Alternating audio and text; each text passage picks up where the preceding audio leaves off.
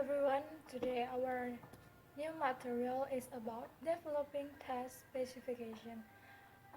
Before we start, let me introduce myself. My name is Nilam. I'm number 24. Test specification. A basic test specification should provide information about the content of the test, including the number of items, the variety of items types, the format of the test, how the test is delivered to test taker, and information about any input material that will be present to test takers as part of the test. Maksudnya adalah spesifikasi tes itu harusnya menyediakan informasi tentang isi dari tes tersebut, entah itu tentang jumlah itemnya, jenis item tesnya, formatnya, atau bagaimana tes tersebut disampaikan kepada peserta. Kemudian spesifikasi tes itu bersifat generatif dan penjelasan mereka memberitahu kepada para setiap pembuat tes atau penulis item dalam tes itu bagaimana mengungkapkan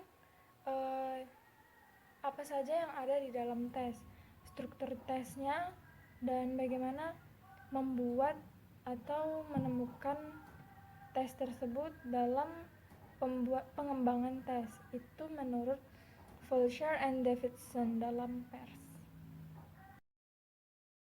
Kemudian spesifikasi biasa disebut specs, merupakan dokumen penjelasan atau penciptaan tugas tes. Spesifikasi itu memiliki peran cetak biru atau blueprint dari yang setara dengan uji benda atau tugas yang dapat dihasilkan. Dari specs kita tahu alasan dari berbagai pilihan yang sudah kita buat. Itu menurut Davidson dan Lynch tahun 2002. Komponen uji dari spesifikasi adalah dokumen tertulis yang memberikan informasi latar belakang penting tentang program ujian yang direncanakan. Informasi ini kemudian digunakan untuk memfokuskan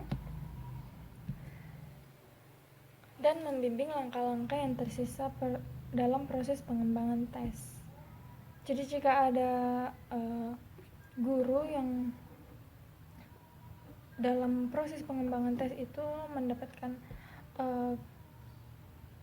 kesulitan atau bingung bagaimana melakukan pengembangan tes, dari spesifikasi itu mereka bisa menemukan bagaimana langkah-langkah untuk mengembangkan tes.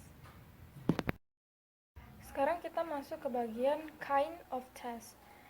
The teacher may develop this test alone or in consultation with college.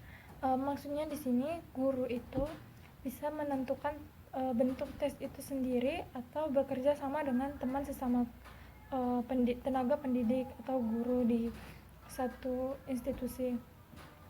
Kemudian dalam pengembangan tes, guru bisa melakukannya itu benar-benar sendiri dan sesuai dengan kelas dari siswa yang diajar ataupun bersama-sama dengan timnya, sesama guru atau sesama mereka yang mengajar di mata pelajaran yang sama. Tipe tes yang kedua adalah multiple choice. Multiple choice itu biasanya siswa diberikan satu soal yang memiliki beberapa pilihan jawaban, dan salah satu jawaban tersebut adalah jawaban yang tepat. Maka dari situ siswa harus membaca dengan teliti tentang soal yang diberikan dan supaya mereka bisa mendapatkan jawaban yang tepat.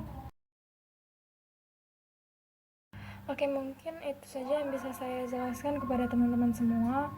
Jika ada pertanyaan atau ingin mengkoreksi, saya persilahkan.